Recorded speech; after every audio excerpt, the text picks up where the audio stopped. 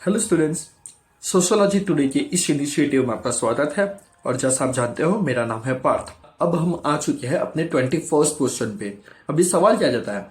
सवाल दो फेज में बताता है। थोड़ा सवाल कॉम्प्लिकेटेड है, इसलिए मैं सीधा आपको समझाना चाहूंगा। सवाल ये कहता है कि भाई डर्कहाइम के व्यू क्या है सुसाइड को लेके, और इस व्यू को हमें इंडियन सोसाइटी में फार्मर सुसाइड के कंटेक्स्ट में एक्सप्लेन करना है। यानी कि हमें डर्कहाइम के सुसाइड वाले कॉन्सेप्ट को तो बताना ही है, एट द सेम टाइम इस कॉन्सेप्ट को हमें अप्लाई करना है फार्मर सुसाइड को लेके।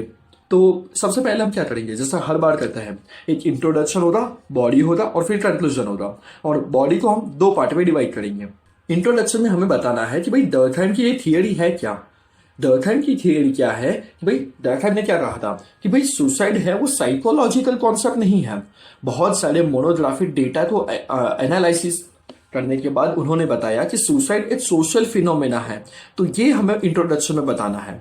फिर हम आएंगे अपने बॉडी के पार्ट 1 में, जहां हम डर्कहाइम के व्यू को समझाएंगे कि भाई कैसे, या फिर on the basis of what Durkheim has describe this.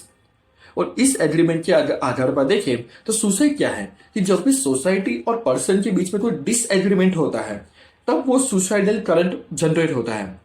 Are you getting me? और इस वजह से कुछ सुसाइडल फोर्स बनती है, जो एक सोशल फैक्ट बन के हमारे सामने आता है। ये डर्कहाइम का बेसिक आर्ग्यूमेंट था। विच मीन्स जब कोई पर्सन और सोसाइटी के बीच में डिसएग्रीमेंट हुआ, तब हुआ क्या, या तो सोसाइटी की वजह से या तो पर्सन की साइकोलॉजिकल नीड की वजह से सुसाइड होता है। अब ये सुसाइड जो होते हैं उसके पीछे कुछ रीजन थे। वो 4 सुसाइडल फोर्स थे। अब ये 4 सुसाइडल फोर्स क्या है? तो जब भी सोसाइटी का रेगुलेशन और सोसाइटी के साथ वो इंसान का इंटीग्रेशन, ये कैसा है, ये डिटरमाइन करता है।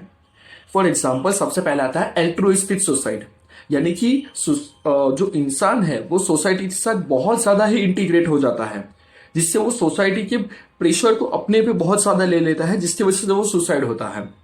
दूसरा होता है इगोइस्टिक, यानी इसका उल्टा, कि भाई वो मानता है कि सोसाइटी और इसका कोई इंटीग्रेशन है ही नहीं, वो सोसाइटी की कोई भी नीड फुलफिल नहीं कर पाता, इसकी वजह से एक लो एस्टीम जनरेट होती है उसके मन में, तब जाके वो सुसाइड क्रिएट करता है। तीसरा है फैटलिस्टिक, यानी कि सोसाइटी का रेगुलेशन जो इस इंसान पे है वो इतना ज्यादा है कि वो मान लेता है कि भाई मेरी किस्मत ही ऐसी है, इसलिए वो सुसाइड करता है। और चौथा है वो है एनोमिक, यानी कि सोसाइटी के साथ कोई इंटीग्रेशन है ही नहीं उसका, सोसाइटी के साथ कोई भी टाइप का रेगुलेशन नहीं है, सोसाइटी उस पर कोई प्रेशर नहीं बनाता, इसकी वजह से वो सुसाइड कर देता है। तो ऐसे सिर्फ 4 बेसिक आर्ग्यूमेंट हमें समझाना है। हम ज्यादा डिटेल में नहीं जाएंगे क्योंकि इसके बाद वाला फिर क्वेश्चन छूट जाएगा लिखने में। अब बॉडी के पार्ट 2 में जब आए, तब हम एक बॉडी का पार्ट तो एक अलग डायमेंशन में है ना, क्योंकि इंडियन सोसाइटी के बारे में बात करता है और फार्मर सुसाइड के ऊपर वो सवाल पूछता है। तो यहां जो हम बताएंगे, तो उसके बाद हम एक छोटा सा इंट्रोडक्शन और लिखेंगे, क्योंकि होता क्या है कि भाई ये एक कनेक्टेड फेस बनेगा कि भाई आने वाले सवाल और आने वाले जो डिस्क्रिप्शन, उसको लेके हम एक बीच में एक आर्ग्यूमेंट बताएंगे, जहां हम कुछ फैक्ट या फिर डेटा भी बता सकते हैं। फॉर एग्जांपल, मैंने याद रखा है कि NCRB, national crime record bureau के अकॉर्डिंग पिछले 10 साल में 1,12,000 से ज्यादा फार्मर्स ने सुसाइड किया है। तो ये फैक्ट मैंने याद रखा है, तो आप वो बता सकते हो। या फिर आप विदर्भा के बारे में भी बता सकते हो कि भाई कैसे विदर्भा फार्मर सुसाइड कैपिटल बन चुका है इंडिया का। और फिर जो डर्कहाइम के वो 4 आर्ग्यूमेंट थे, उनको हम फार्मर सुसाइड से लिंक करेंगे। अब ये थोड़ा मुश्किल है, थोड़ा ध्यान से सुनना।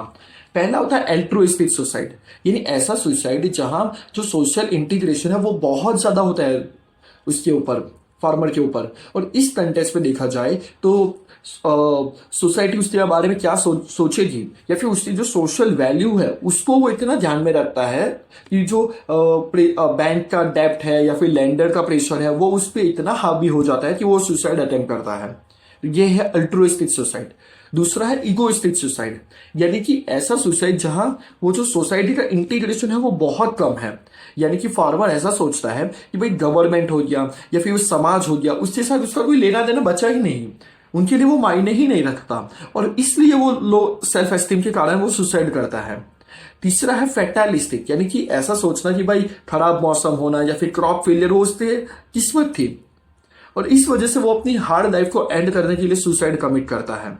और चौथा आता है एनोमिक सुसाइड, यानी कि वो क्या मानता है पता है कि भाई पॉलिटिक्स हो गया या फिर लोकल जो न्यूज मीडिया हो गया, उसके लिए वो मायने नहीं रखता। उसका जो इंटीग्रेशन है या फिर उसका जो रेगुलेशन है सोसाइटी के साथ वो बहुत ही कम है, और इस वजह से वो सुसाइड कमिट करता है। Are you getting me? यानी लिखना वही है पर वर्डिंग चेंज होगी, और वो भी इंडियन कंटेक्स्ट और फार्मर सोसाइटी के कंटेक्स्ट में होगी। और फिर हम एक वो बैलेंस व्यू देंगे कि भाई डर्कहाइम की थियरी थी, वो जो फार्मर सोसाइटी जो साइकोलॉजिकल नीड थी उसको सोशल कंटेक्स्ट में समझाने के साथ साथ एक नए डायमेंशन को खोलती है। अगर गवर्नमेंट चाहे तो ये डायमेंशन को भी हिट कर सकती है रादर देन सिर्फ एग्रीकल्चर डेवलपमेंट करने की वजह से। तो ये भी हम कंक्लूजन में बता सकते हैं कि भाई डर्कहाइम की थियरी कैसे आज वैलिड है या फिर कैसे वो हमारे लिए इंपॉर्टेंस बनाती है। Hope this helps. Thank you.